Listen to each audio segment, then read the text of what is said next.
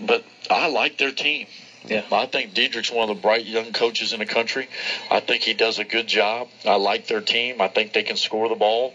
Their bigs are big. I mean, they're thick kids that can screen and play. But, all in all, we won.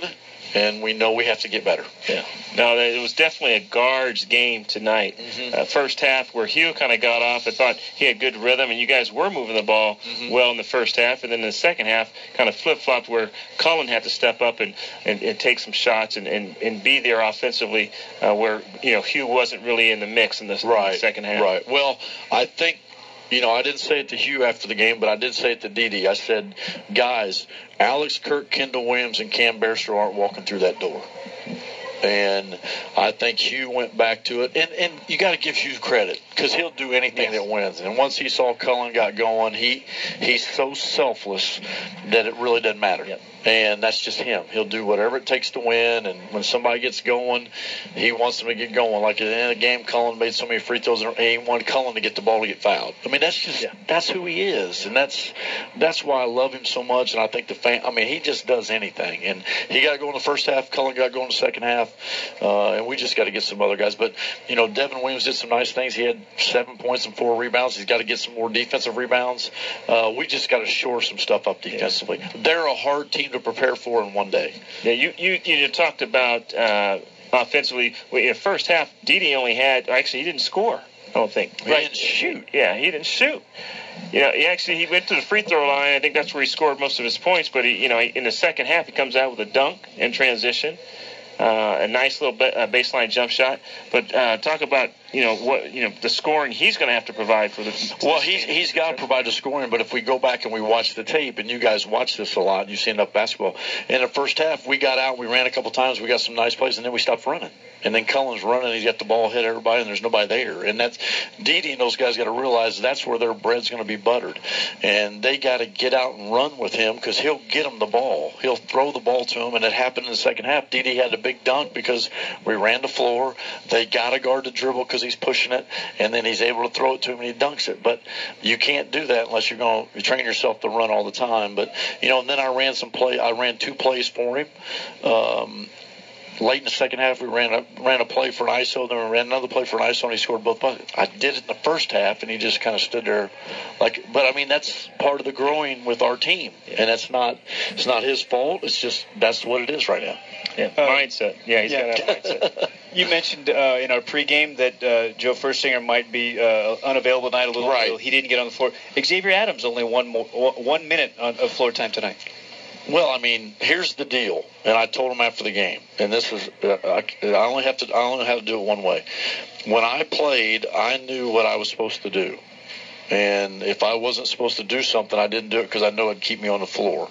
But when we go over and over things, and guys make mistakes and make mental mistakes that has to do with execution, it has to do with our game plan, then they're going to have to learn the hard way, and that's not fun. And that's part of it. You can't come in the game after you've been told, 5 or 6 times that, hey, you don't block jump shots, and you just fly through the air and you think you're going to block a jump shot and the guy hits a 3. You don't come in the game and you haven't even run up and down the floor one time and you try to make a play. That's not the way this works as a team basketball game. You do whatever it takes, whatever you're asked to do, but don't try to make heroes. Don't try to hit home runs when all we need for you to do is singles. And if you hit a bunch of singles, you stay in the game a lot longer than as you try to swing for home runs. This is amazing. I had a conversation with Dave Bullwinkle before this game. Right. Upstairs. We chatted for 5 minutes. The thing that he said is you got to hit behind the runner. Every now and again, take the base hit to right field. You don't have to hit the grand slam. Especially when you're a sub. You don't. Hunter will tell you this, and I know Hunter got a lot of breaks, and he's a hell of a player. But here's how it works.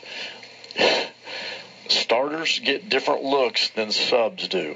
That's just basketball. That's football. That's baseball. That's just the way life is. Now, if you're a sub that's coming in and you play really well, then guess what? You get to play a lot more. And that's just the way it is. And we got some young guys that are trying to figure that out because it's not their fault. They've spent their whole life being starters on teams and playing and making mistakes and doing things and making great plays. But they're going to make great plays for us. And I told them tonight, I said, guys, you got to figure it out because you got a chance. Some nights you might play 25. Some nights you might play 10. Some nights you might play 1. But you can't make mistakes, mental mistakes that we went over game plan-wise.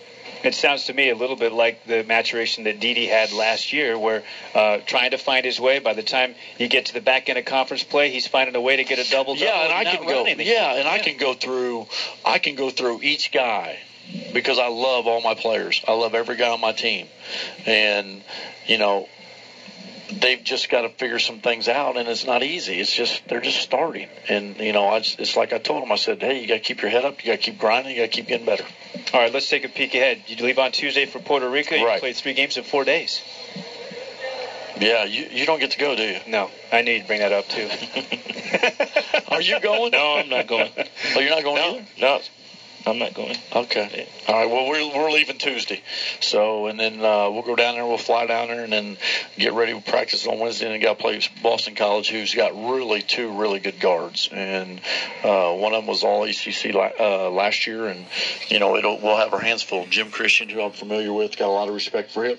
Was an assistant for Izzo, and then Kent State, and then was TCU.